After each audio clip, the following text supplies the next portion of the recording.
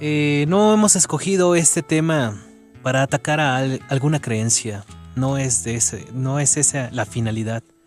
La finalidad es que tengamos elementos que nos permitan en un momento dado decidir hacia lo que es mejor para nuestra vida. ¿Por qué no soy ateo?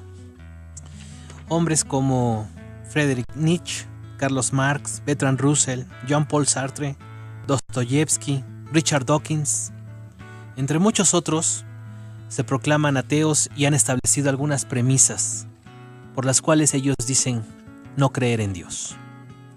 Pero ¿por qué nosotros creemos en Dios? Le voy a decir por qué creo en Dios. No soy ateo porque no es posible que la armonía, orden y perfección del universo puedan existir sin una mente inteligente que lo diseñara. O sea, por el diseño de la creación. A nivel cosmológico, ¿cómo es que las constantes y las leyes de la naturaleza están tan finamente ajustadas para que haya vida en este planeta?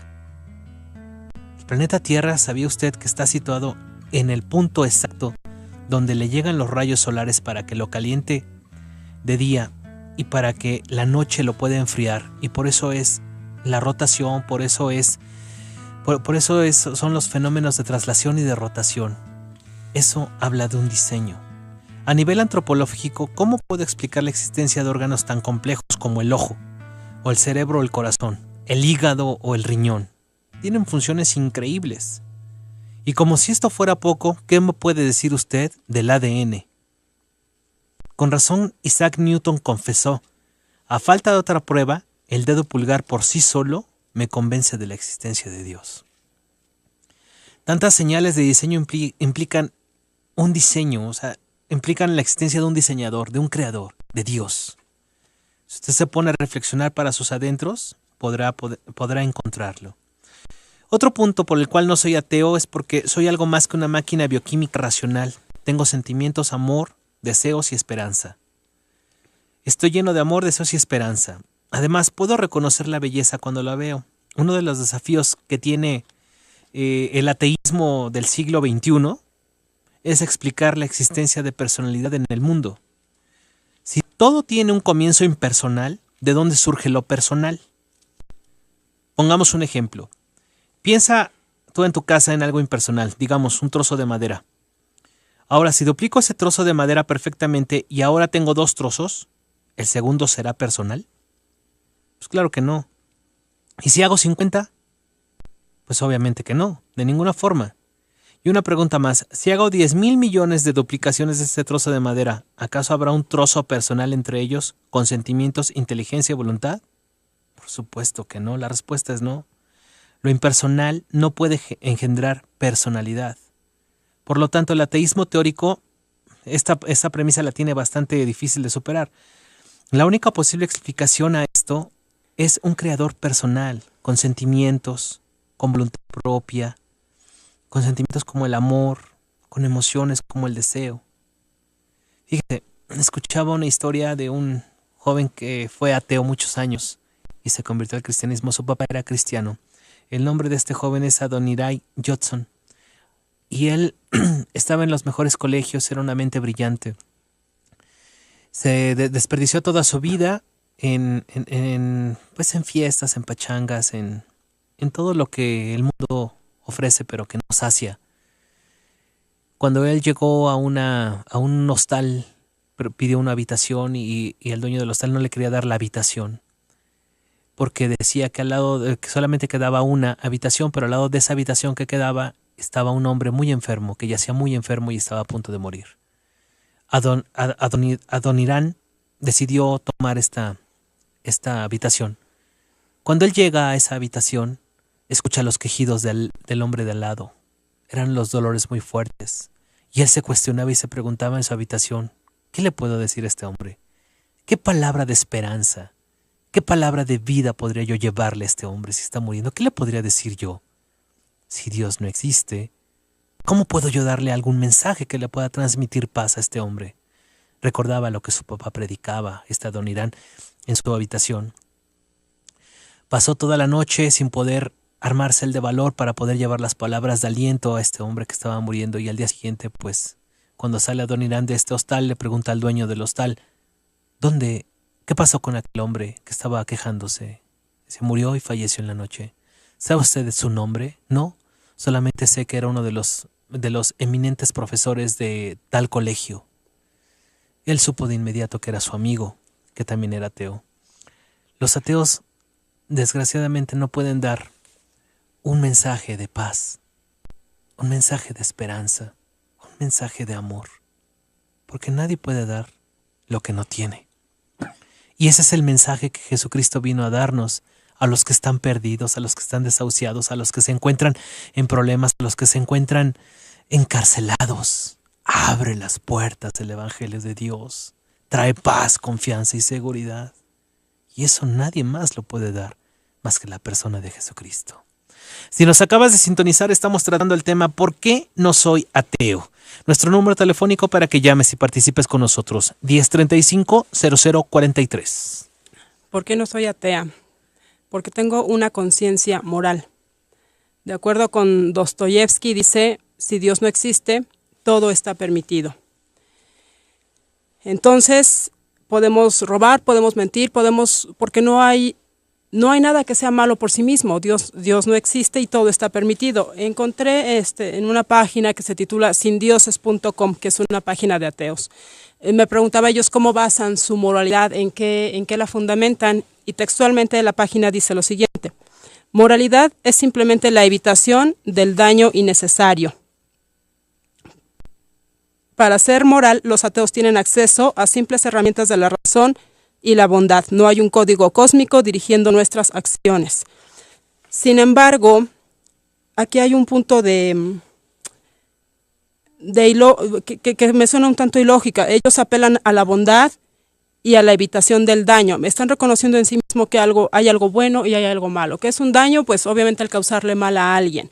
Pero ellos, ¿cómo miden este mal? ¿En qué se basan? ¿En qué se fundamentan? Sin Dios no hay, es decir, la moralidad pierde todo sentido.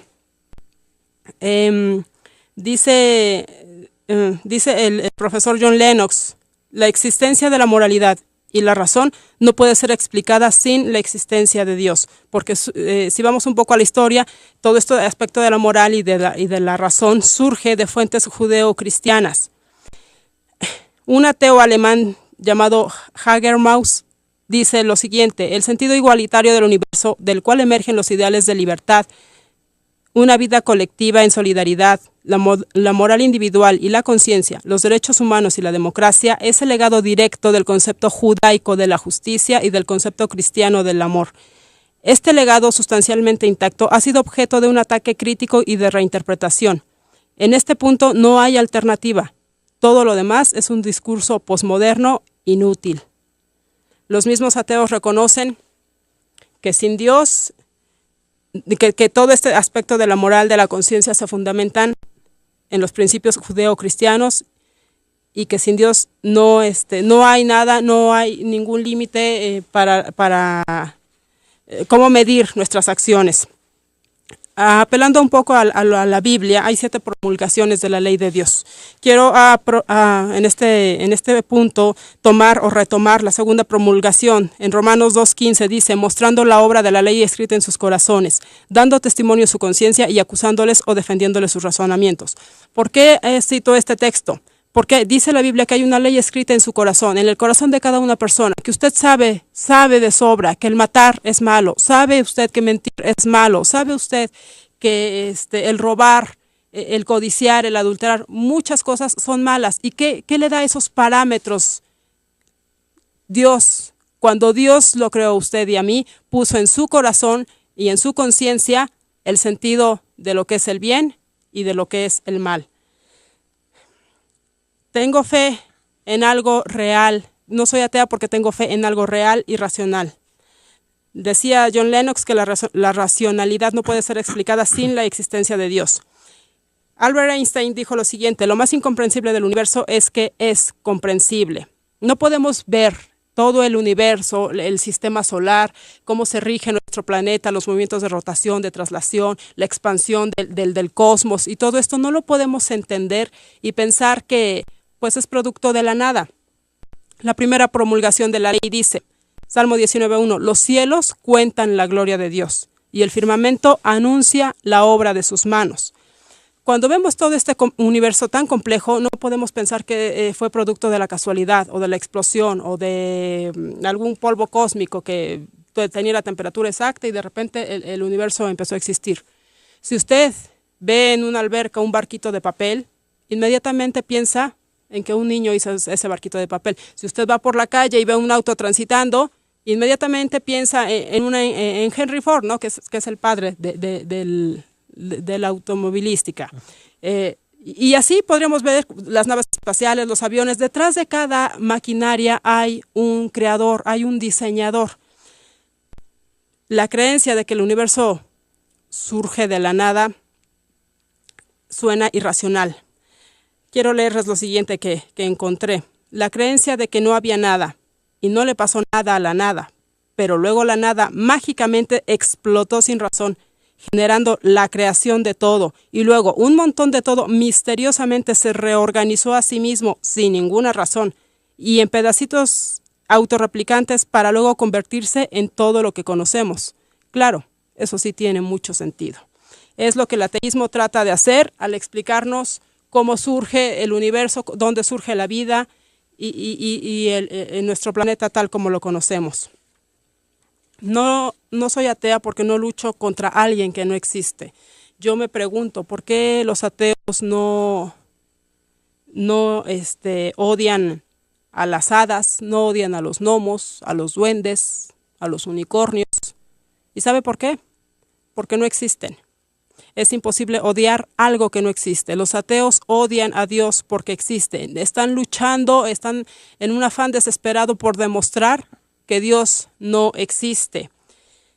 El ateo niega la existencia de Dios. El agnóstico cree que es imposible conocer o probar la existencia de Dios y significa esencialmente que no tiene conocimiento. ¿Por qué menciono esto? Porque quizás muchos se van a sorprender al saber que lo que ellos reconocen como los grandes ateos, como Bertrand Russell, como Richard Dawkins, ellos a sí mismos no se llaman ateos porque han llegado a la conclusión de que no tienen la evidencia suficiente para demostrar la no existencia de Dios. Y cito textualmente a Bertrand Russell, dice lo siguiente: como filósofo, si estuviera dirigiéndome a una audiencia puramente filosófica, debería de decir que tengo la obligación de describirme a mí mismo como un agnóstico, porque no creo que haya un argumento concluyente con el cual uno demuestre que no hay un Dios.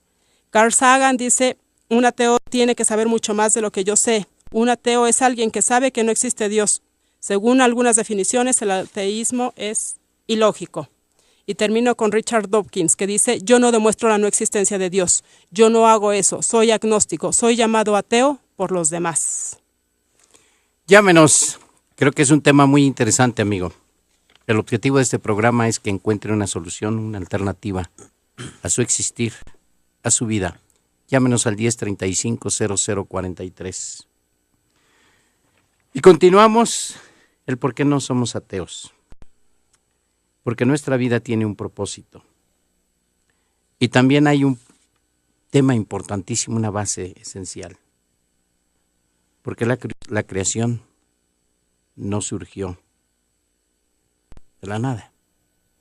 Dice la misma Escritura que en el principio creó Dios los cielos y la tierra. Y crear es hacer algo de la nada. El ateo, sin teos, Dios, sin Dios. Entonces se contrapone el pensamiento contra la misma palabra cuando nos dice que Dios fue el creador de todo lo que hay. El salmista, desde el Salmo 19, versos del 1 al 10, y nada más le voy a leer 2 versículos.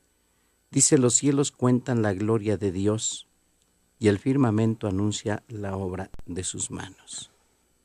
Si vamos al aspecto de lo que está pasando ahorita en Estados Unidos con las terribles nevadas, y que sobre todo en Nueva York años no se veía una nevada como la que llegó este fin de semana que pasó. Entonces, si miramos el firmamento, si alzamos nuestros ojos al cielo y vemos un Popocatépetl también, de todas las fumarolas que está exhalando, y todo lo que está pasando alrededor de nuestra sociedad a nivel mundial, debe de haber un alto en nuestra vida, debe de haber un cuestionamiento personal y debe de hacer un análisis profundo de que nuestro pensamiento es finito y no alcanzaremos a comprender muchas cosas más que reconocer de que Dios existe. Dios siempre tiene algo para el corazón. Un día emite palabra otro día, y una noche a otra noche declara sabiduría. No hay lenguajes, ni palabras, ni es oída su voz. Pero qué hermoso es contemplar lo que Dios ha hecho y que lo hace en beneficio del hombre, del ser humano. El salmista del 104 dice: bendice, alma mía, a Dios. Jehová, Dios mío, mucho te has engrandecido, te has vestido de gloria y de magnificencia. El que se cubre de luz como de vestidura, que extiende los cielos como una cortina, que establece sus aposentos entre las aguas, el que pone las nubes por su carroza, el que anda sobre las alas del viento, el que hace a los vientos sus mensajeros y a las flamas de fuego sus ministros. Él fundó la tierra sobre sus cimientos, no será jamás removida. El hombre no puede hacer y deshacer lo que Dios ha hecho. Y puede decir: no creo en Dios. A Dios no le va a afectar en lo más mínimo ese pensamiento. Le va a afectar precisamente al que no cree en Dios y al que no está dispuesto a tener una relación con Dios. Por otro lado, también el salmista nos está mostrando y nos dice: tú eres el que envía las fuentes por los arroyos, van entre los montes, dan de beber a todas las bestias del campo, mitigan su sed los asnos monteses. Todo ello lo está marcando de esta maravillosa forma. Y continúa el Salmo, y le invito para que el Salmo 104 lo lea usted en casa, lo disfrute, valore precisamente lo que Dios ha hecho y con qué propósito fundamental. Usted, los que estamos aquí en esta cabina, estamos aquí por la misericordia de nuestro Dios. Estamos aquí porque Dios abre su mano y nos colma de misericordias, de bondades.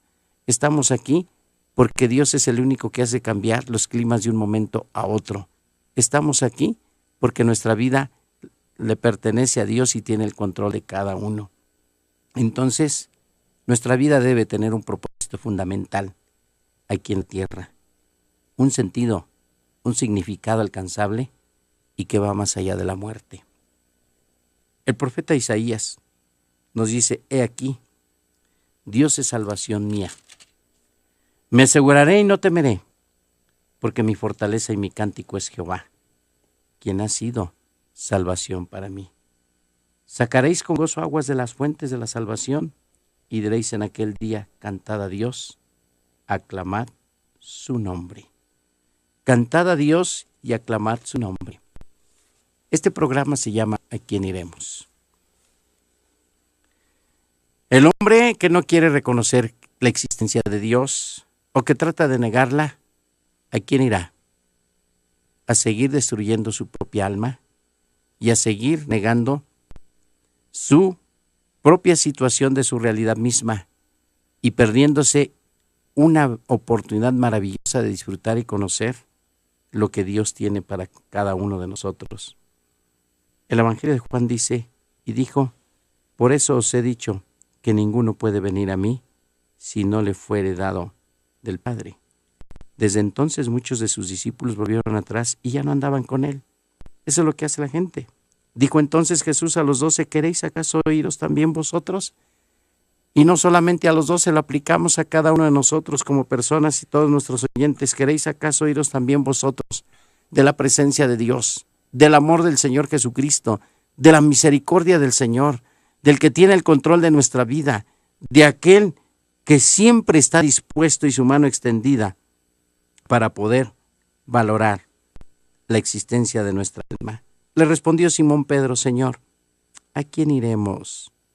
Tú tienes palabras de vida eterna, y nosotros hemos creído y conocemos que tú eres el Cristo, el Hijo del Dios viviente. Tú eres y sabemos que el Hijo de Dios ha venido y nos ha dado entendimiento para conocer al que es verdadero, y estamos en el verdadero, en su Hijo Jesucristo. Este es el verdadero Dios y la vida eterna. Hoy, abra su corazón y dé una oportunidad maravillosa. Pruebe del amor del Señor Jesucristo. Pruebe de la misericordia del Señor.